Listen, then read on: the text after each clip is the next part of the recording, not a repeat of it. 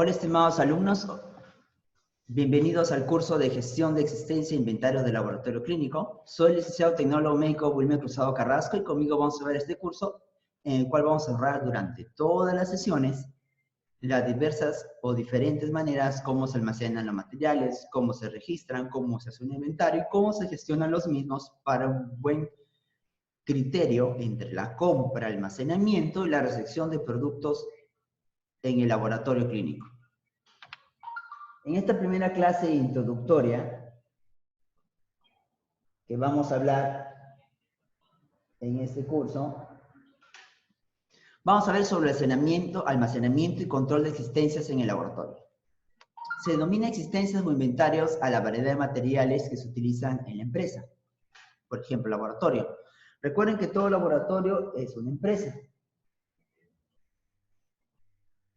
Eso nunca lo olviden. Y que se guardan en sus almacenes a la espera de ser utilizados, vendidos o consumidos, permitiendo a los usuarios desarrollar su trabajo sin que se vean afectados por la falta de continuidad en la fabricación o por la demora de la entrega por parte del proveedor. Entiéndese por proveedor cuando es aquella persona que nos va a entregar el producto. Ahora, los inventarios pueden ser definidos como una acumulación de materiales en el espacio y el tiempo, presentándose en prácticamente cualquier organización en particular, las empresas industriales, laboratorios clínicos y los grandes distribuidores de alimentos y textiles. Entonces, no olviden que el almacenamiento y control de existentes, es decir, el almacenamiento y los inventarios que se hacen de los mismos, siempre va a haber en cualquier empresa o cualquier sitio. En casa, cuando compramos un producto, llega por medio de un proveedor, el cual almacenamos. Si bien es cierto, no registramos, no le vemos muchas veces las condiciones, cómo almacenarlo, pero sí cómo llegó el producto, pero igualmente es almacenado y es inventariado, pues, mentalmente en nuestra casa, ¿no? Porque no todos llevamos una hoja de inventario que diga una limonera, una jarra, la jarra se rompió, lo botamos tal fecha, no. Solo sabemos que lo tenemos, pero está guardado en nuestra mente. Ahora, los inventarios varían en razón de su consumo o la venta de cada artículo que los componen, lo que da lugar al movimiento de las existencias por ingreso de nuevas cantidades y salida de estas a solicitud de los usuarios, produciendo la rotación de los materiales y la generación de utilidades en función a dicha rotación. Si bien es cierto, toda empresa tiene diferentes materiales, no olviden que el laboratorio tiene materiales de vidrio, de plástico, descartables, de poliestireno, materiales de plástico, etcétera, etcétera, etcétera, que son los materiales que de una u otra manera tienen su rotación o van a tener rotación dentro del laboratorio. Lo ideal es que el laboratorio reciba materiales de los cuales no se malogren o materiales que no se, o digamos, no tengan fecha corta, no perezcan pronto, porque de una y otra manera el laboratorio lo que quiere son materiales que puedan de una u otra manera durar, que tengan garantía. Ahora, las existencias son todos aquellos materiales que una empresa tiene depositados en sus almacenes y que cumplen con una serie de funciones específicas dentro de la gestión del aprovechamiento. Las existencias también se denominan stocks o inventarios. Los dos términos se pueden considerar como sinónimos. Según las características del laboratorio se pueden determinar diferentes tipos de existencias, que en función de su utilidad o de su posición en el ciclo de aprovisionamiento. Cada laboratorio debe analizar su existencia en relación a su variedad y cantidad. En castellano, los stock o inventarios es algo que va a regir a un laboratorio tanto para ver cuánto se consume, cuánto ingresa, cuánto se gasta, que son los elementos o las partes indispensables e ideales. Un laboratorio no puede gastar más de lo que produce, ni tampoco vayan a pensar que en el laboratorio se debe producir más de lo que ingresa. Lo ideal es que sean equilibrados, pero lo que busca el laboratorio es siempre gastar menos y poder generar más ingresos. Ahora, también vamos a ver sobre el laboratorio en cuanto a su necesidad de disponer de recursos almacenados por diversos motivos. Para evitar ruptura de stock, es decir, no quedarse sin productos, si hay un incremento, no una demanda, entonces hay que tener en cuenta ciertas cosas. ¿Por qué pueden existir diferencias importantes en los ritmos de producción y distribución cuando la demanda depende de la época del año? Por ejemplo, si ponemos de ejemplo una fábrica de abrigos, obviamente en época de invierno necesita crear muchos abrigos y en verano otro tipo de ropa. Y los abrigos disminuyen. Ahora, por ejemplo, el laboratorio en este caso, un ejemplo.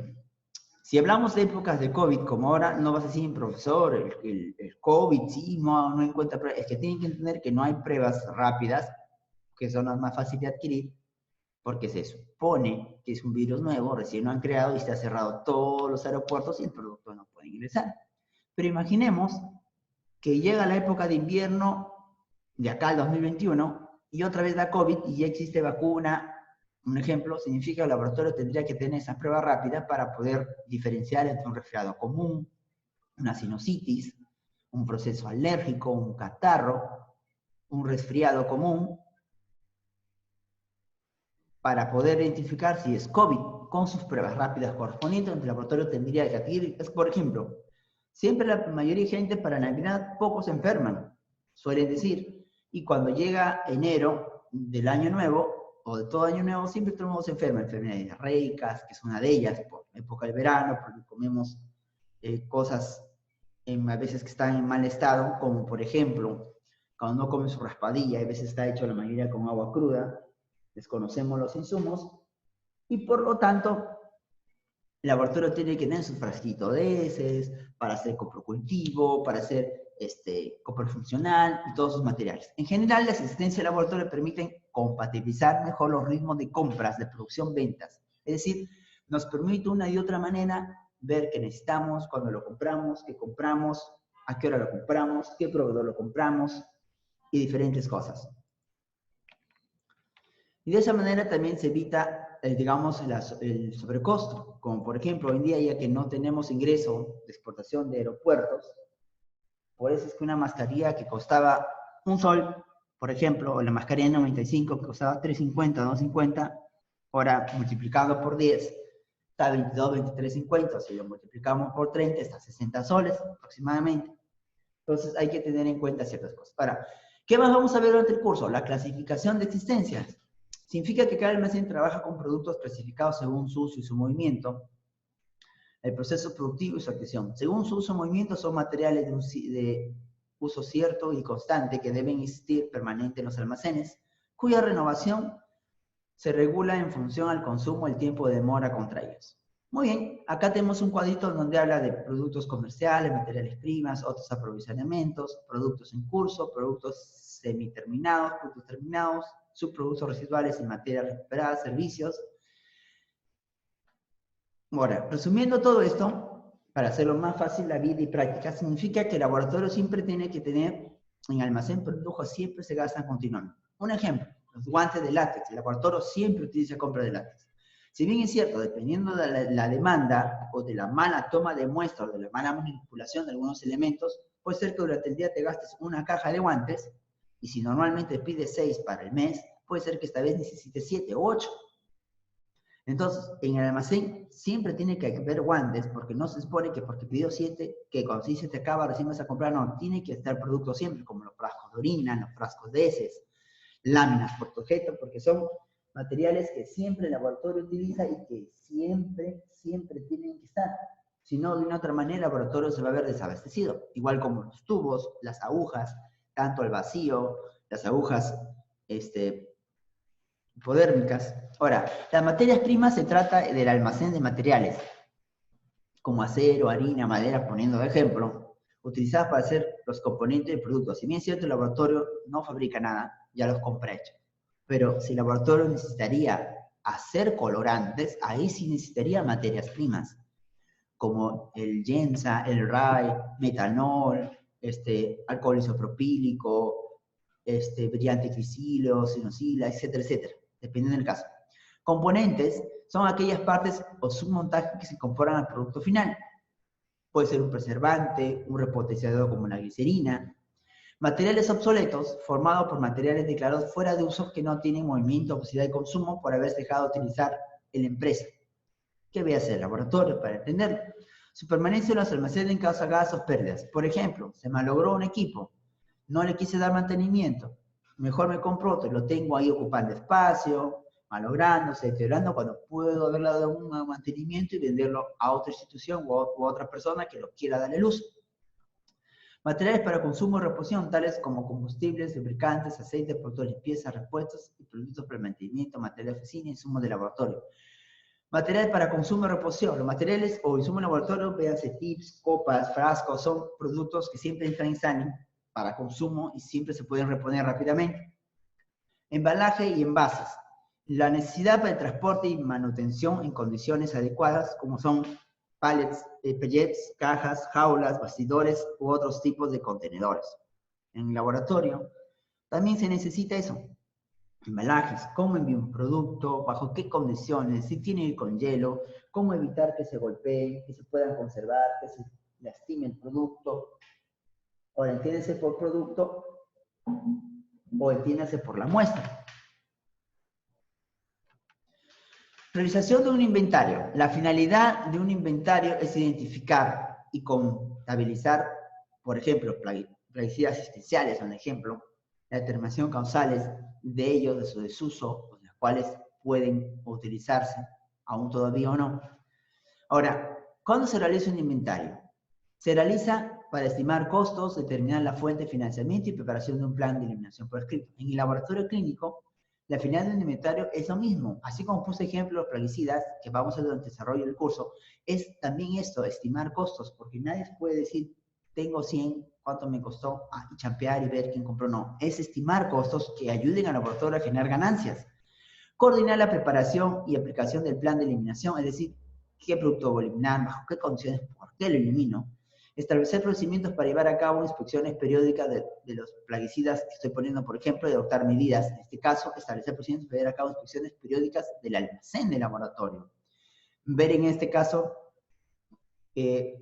o adoptar medidas para evitar que se acumulen productos de desuso dentro del almacén del laboratorio. Por ejemplo, realizar coordinación en el inventario, y lo ideal es que siempre lo haga una sola persona, pero que esa persona que lo haga esté supervisada, porque si la gente no robara, pues no existiría una supervisión de la supervisión de la supervisión. Otro es importante es evaluar los métodos de gestión, es decir, cómo está gestionando, qué fichas se utiliza, qué herramientas, dónde lo registran. Evaluar los métodos de gestión y eliminación y seleccionar el método. Si es necesario obtener más información, fichas de seguridad, fichas de registro, fichas internacionales. Por ejemplo, el laboratorio se aplica así porque cuando uno compra un producto, los productos o los equipos no se hacen aquí en Perú, se hacen fuera. Por lo tanto, ¿qué es lo que necesitaría nosotros? Tener la ficha de aduana cuando ese equipo ha sido de baja en el país de su procedencia, cuando ingresó a aduanas, si el equipo tuvo mantenimientos o no. Todos esos datos se sacan de aduanas, porque cuando llegan a Perú, lamentablemente las casas comerciales lo desamblan, cambian algunas piezas, te lo dejan bien bonito, pero el equipo ya ha sido descartado, por un ejemplo. Algunos proceden de China, Estados Unidos o de América, y suele ser que esos equipos automatizados ya tienen 10, 5 años, en otros países están dados de baja, y cuando ingresan a Perú te lo venden como nuevo, y dado la casualidad de que tú lo usas 1 o 2 años, y quieres piezas, ya no existen repuestos. Y lo mismo se aplica para algunos celulares, equipos electrónicos. Ahora, los tipos de inventario que también vamos a ver. Existen muchísimos tipos de inventarios, aunque hay 3 modelos fundamentales, los que más utilizamos. Tenemos inventarios anuales, permanentes y rotativos. Los anuales se realizan una vez al año, normalmente a la finalización del año fiscal. Para realizarse debe de bloquearse el almacén de la ejecución. En castellano, cuando se hace inventario anual, en ese momento no debe haber ni entrada ni salida de productos, para poder tener un conteo exacto y preciso de las cosas. Inventario permanente, el inventario se realiza diariamente, ideal para detección inmediata de errores y para pequeños almacenes. Es decir, el inventario permanente es todos los días. Todo lo que entre, lo que sale del laboratorio, se consumen materiales todos los días. Todos los días.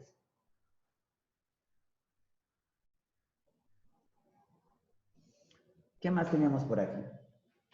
El inventario rotativo. Se hace el recuento de existencia de manera continua y sin detener el funcionamiento del almacén. Eso puede aplicarse mayormente en cadenas o laboratorios o almacenes grandes, como los hospitales, donde el laboratorio siempre saca, entonces el material es rotativo, porque hay almacenes pequeños dentro de laboratorios particulares que no siempre son material rotativo, solo sacan una vez al día, o material para 2 o 3 días a la semana, y luego ya nadie más atiende el almacén.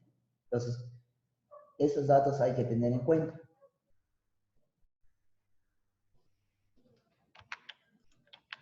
Ahora, valoración de existencias. Cuando se reciben existencias en un almacén, los precios de adquisición o coste de las existencias que entran son diferentes, siendo los más habituales lo que no sea posible identificar el coste concreto del producto. En castellano, para poder ver la valoración de existencia, los costos, hay que tener en cuenta 3 métodos. Uno es el método FIFO, que significa el primero en la lista y el último en la lista. Considera que la primera existencia de entrada es la primera que sale. El coste de la venta, por tanto, sería el más antiguo en los precios de adquisición existentes. Este método de primera entrada, primera salida, supone que las existencias del almacén son últimas. En castellano, este método va a permitir ver o tener en cuenta el primer producto en salida, el primer producto que entra y la primera salida. Significa que salen los lotes que ya llegaron y los nuevos van quedando atrás y así sucesivamente. Luego, por ejemplo, tenemos aquí un equipo 5 estirpes, que puede ser cuarta generación, y si viene uno de quinta, lo ideal es vender de cuarta para que luego quede el quinta, el de sexta, igual con los reactivos. Como pueden ver en la parte inferior, donde está el puntero láser, vemos acá frascos de orina, de pruebas rápidas, acá hay contenedores que contienen tiras para hemoglucotés. Entonces, también reactivos de laboratorio. Lo ideal es que el producto que ya vino antes salga primero, antes que los que están llegando. Es decir, lo que yo ya tengo tiene que salir primero, porque los nuevos que llegan se van quedando atrás en la cola. Lo ideal no es que llega nuevo y lo que ya nuevo sale y lo que ya tengo se va quedando, no, eso no es lo ideal. El otro es el método LIFO, que en otras palabras viene a ser o darnos a entender que las últimas existencias de entrada son las primeras en salir. El valor de coste de la última venta es igual al precio de adquisición de la última mercancía comprada, y en consecuencia los elementos que quedan en el inventario se reconocen como si fueran los más viejos. Entonces, los últimos en salir, los últimos en entrar son los primeros en salir. Entonces, en estos casos no es tan confiable, pero en algunos casos a veces suele servir, porque a veces quieren vender lo último del último, y es un arma de doble filo porque te deja con el producto que muchas veces anterior compraste y no puede salir. Muy bien, el precio medio ponderado. Se calcula la media ponderada de los distintos precios de entrada en función al volumen de unidades adquiridas en cada uno de los precios. De esta manera se obtiene un costo intermedio entre los diferentes precios de entrada. Entonces, aquí se va a evaluar cuánto ingresó, cuántos productos, y se saca un cálculo, que son partes que vamos a ir desarrollando durante todo el curso. Esta es una manera introductoria para tener en cuenta. Otro tema importante es la clasificación del material de almacén. Existen 3 tipos de clasificación muy utilizados, aunque hay que remarcar que no son los únicos que existen. Según el valor del producto, según el uso del producto, en función a las exigencias de almacenamiento. Clasificación de stock según el valor del producto, se emplea el llamado método ABC o método de Pareto. Se divide en 3 grupos también, se ve. Grupo A, B, C, que clasifica A, incluye artículos de elevado coste, B, que incluye artículos en situación intermedia, y C, que incluye artículos de bajo coste. Esta es una clasificación según el valor del producto, como vemos, según el valor del producto. Porque recuerden que todos los materiales que están que entran al laboratorio o el laboratorio adquiere, o vemos en el almacén, no todos cuestan el mismo precio, unos cuestan más, otros menos. Otra es la clasificación de stock según el uso del producto. Clasificación de stock según el uso del producto. Tenemos que existen otros grupos: material fungible, material inventariado. Fungible tiene periodo de vida corto, ya sea de un solo uso o de varias utilizaciones. A este grupo pertenece el material desechable de laboratorio, como pipetas Pasteur, hablamos de mascarillas, guantes de goma, no de látex, de nitrilo. Material inventariable, material poco usado y de elevada consistencia, son reparables y tienen un periodo de vida considerable. Aquí pues unos ejemplos: mobiliarios, bueno, cartuchos de impresora que antes se podían rellenar de tinta, ahora existen sistemas continuos. Por ejemplo, lapiceros con tinta intercambiable. etc. Entonces, si pongo ejemplo, un material de oficina fungible, vida útil corta, como los libros, pero como algunos cuadernos que se utilizan, las agendas, lápices. Material de oficina no fungible, poniendo ejemplo, vida útil algo más larga, por ejemplo, un pequeño material son engrapadores, taladoras, etc. Ahora, clasificación de stock según las exigencias de almacenamiento. Hablamos de material sin exigencia especial, tenemos material estéril. Hablamos de material sin exigencia especial, requieren condiciones mínimas de almacenamiento, temperatura, ventilación, humedad. Material estéril requieren condiciones que mantengan la esterilidad del artículo. En castellano, todo material estéril, por ejemplo, que vamos a tener en cuenta, cuando entra al laboratorio va a tener su registro de entrada, cuando trajo el proveedor, el número de lote, y si el fabricante indica condiciones, las condiciones, cuánto temperatura, ambiental, quién da mantenimiento al equipo y todos los registros necesarios. Existe también el material lábil, son sustancias o productos que se deterioran fácilmente. Entonces tenemos productos perecederos, productos termolábiles, productos fotosensibles y productos higroscópicos. Productos perecederos cuentan con fecha de caducidad y un periodo de caducidad inferior a 5 años. Es decir, el laboratorio tiene que tener productos que pueden durar 2, 3 años o 5 años, que fuera el caso. Productos termolábiles son los que se alteran con el calor, véanse medicamentos, véanse reactivos. Si el producto debe refrigerarse o congelarse, el sistema encargado de dicha acción debe contar con termómetro. Es decir, cuando entra un producto termolábil hay que controlarlo, ya sea calor, temperatura ambiente o frío. Cuando hablamos de productos fotosensibles, se alteran por la acción de la luz directa.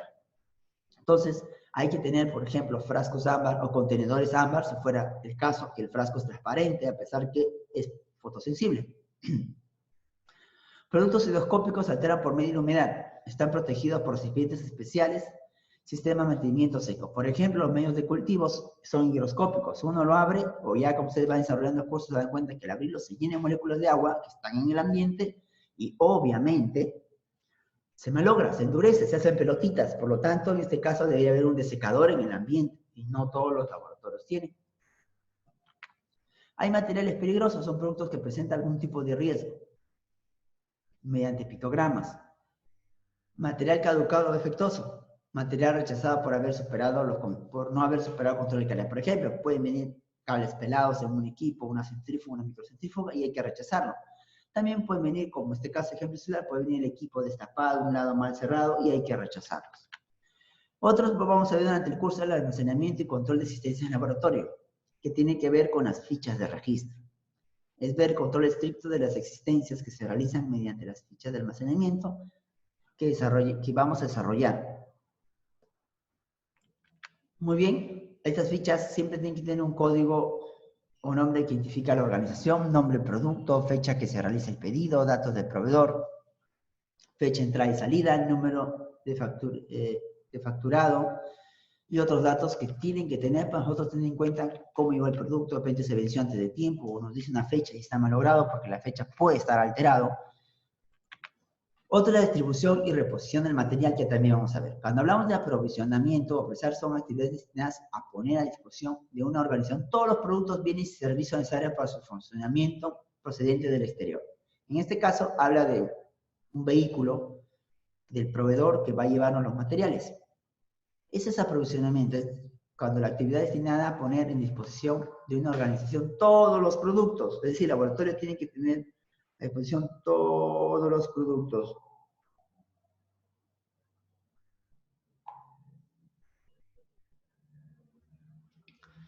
Suministrar actividad que tiene como finalidad provisionar, o sea, actividad destinada al material de almacén y o servicios sanitarios. Suministro